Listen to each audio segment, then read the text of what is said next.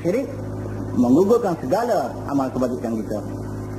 Kalau memberi mudarat kepada orang Islam ini, nak minta ampun susah, terpaksa menempuh syarat yang keempat.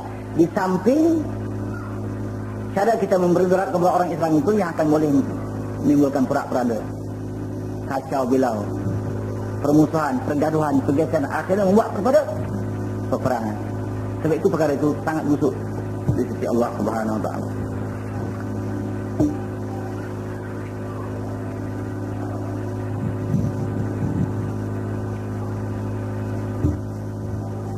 Wal maqalatu tsaniyatu. Qala Nabi alaihi salam, "Alaikum bimujalasatil ulama wa istima'i kalamil hukama.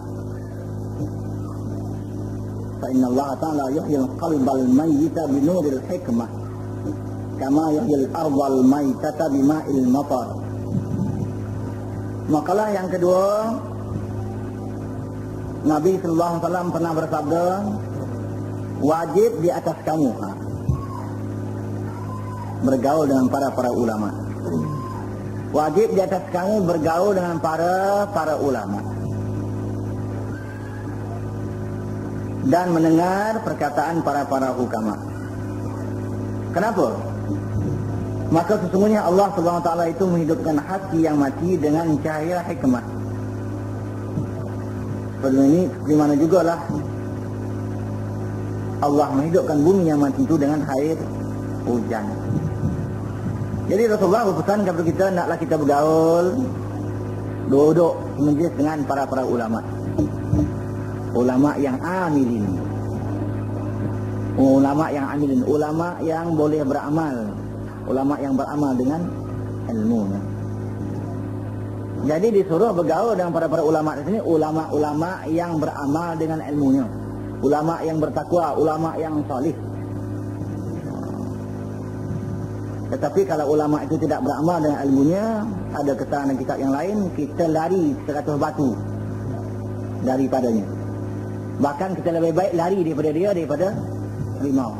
Ada rimau, ada ulama tak beramal, lebih baik lari daripada ulama. Sebab dia akan boleh memudarat kepada akidah kita, agama kita, akhlak kita. Rimau tu kalau barangkali dia makan kita, pahala lah kita sikit. Dah jadi ujian di situ kan. Dia makan kita, mati kita, dapat pahala lah. Besar pahala ni. Itu dikatakan syahid akhirat lepas seksa kubur. Tapi kita ni kalau bergaul dengan ulama yang tak beramal, kalau dimakan yang kita, maksud makan tu bukan dimakan betul. Ya, maknanya kita terpengaruh dengan sikap dia, gerak geri dia, akhlak dia, berat. Kita pun suai beragama. Kita pun rosak akhlak kita. Kita lemah iman kita. Sebab dia alim, dia pandai. Mudah mempengaruhi kita, kita pun terpengaruh. Jadi, suruh bergaul dengan para ulama ni, ulama yang amilin. Wajib tu. Bergaul dengan para ulama yang beramal dengan ilmu itu wajib. Tarik wajib tu buat dapat pahala, tinggalkan berdosa. Kedudukannya mesti buat hati, mesti bergaul dengan ulama yang amilin. Kalau tidak nanti kita sesat. Kalau tidak kita tak dapat panduan hidup daripada Allah Subhanahu Wa Taala. Sebab ulama yang amilin itulah yang sentiasa memberi petunjuk jalan kepada Allah Subhanahu Wa Taala. Dan mendengar perkataan para hukama.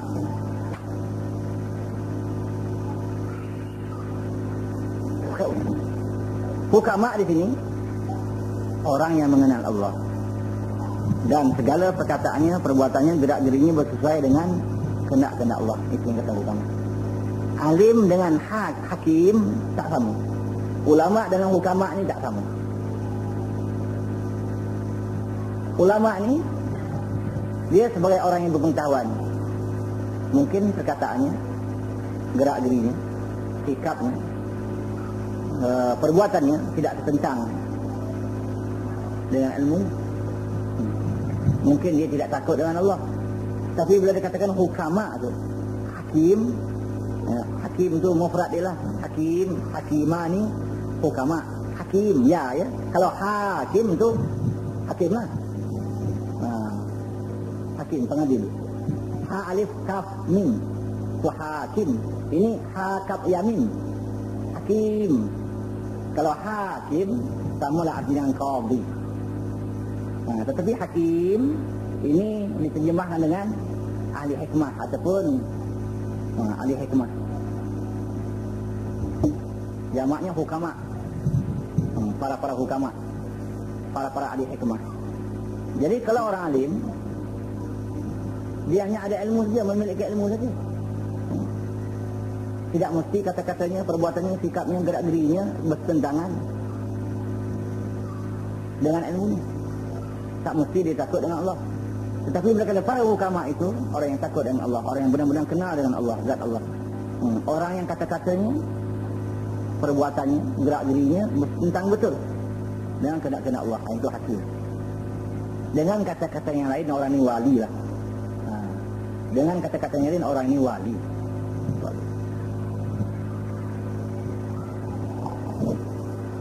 Jadi bergaul dengan para ulama yang beramal dan mendengar kata-kata hukama. Kenapa disuruh demikian? Karena Allah SWT itu menghidupkan hati yang mati dengan cahaya hikmah. Itu ilmu yang memberi manfaat. Bergaul dengan para ahli ulama yang boleh beramal dengan ilmunya. Itu yang pertama tadi, sekurang kita boleh meniru tentang lahirnya.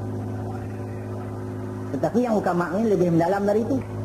Bukan saya dia boleh dapat diselaraskan lahirnya dengan syariat, tetapi hatinya takut pula dengan Allah. Hatinya hati suci, hatinya bersih dengan Allah. Jadi lebih barakah lagi kita bergaul dengan dia. Jadi kedua-dua ini boleh manfaat kepada kita. Kedua-dua ini boleh manfaat. Yang pertama tadi sekurang-kurangnya dapat kita meniru lahir.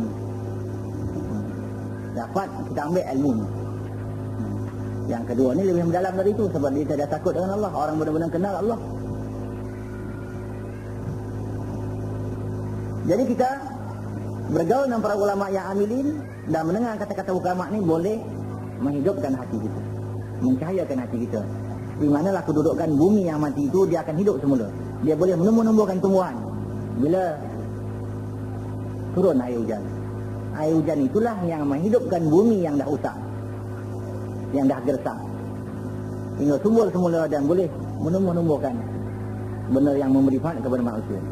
Begitulah hati yang keras ini, hati yang sudah usang ini, dia akan hidup semula bila mendengar ilmu para alim ulama dan mendengar kata-kata ulama dan dapat meniru pribadinya, akhlak. Mulai hidup balik jiwa kita. Maksud hidup ini, hidupnya jiwa itu debut balik hidup kita, hati kita, takut balik dengan Allah, terasa bersalah, terasa berdosa, cinta balik dengan Allah, cinta balik nak mengamalkan ajaran Islam, dah nampak negeri akhirat. Hati dah cinta nak membaiki diri sendiri, itu maknanya cahaya lagi. Hati sudah bercahaya. Qala Nabi sallallahu alaihi wasallam, "Sa'ati zamanun ala ummati yafiruna minal ulama wal fuqaha'i fa yabtalihimullahu bi salati baliyat. Ilaha yas'allahu al-barakah min kasbihim. Wa thaniyatu yusallitullahu ta'ala alaihim sultanan zaliman. Wa thalithatu yakhruduna min ad-dunya bighairi iman." Wa na'udzubillah. Jadi Rasulullah bersabda lagi, Rasulullah berkata akan datang nanti satu masa, satu zaman. Artinya zaman Rasulullah tak datang lagi, belum berlaku lagi, belum terjadi lagi. Rasulullah mengatakan sayati zaman akan datang selepas Rasulullah. Tak tahu zaman kita ni lah. Rasulullah maknanya akan datang satu zaman atau satu masa ke atas umat aku yang mana mereka itu lari daripada para ulama yang amilin. Maksud ulama ni ulama yang amilin. Rasulullah dah diceritakan waktu hidupnya yang mana pada masa hidupnya tak berlaku, tapi berlaku nanti di masa yang jauh daripada Rasulullah, zaman kita ni. Nanti umat-umatnya lari daripada ulama-ulama yang amilin. Memanglah zaman sekarang ni kalau ada ulama yang kuat sikit beragama, orang tak berapa suka lah.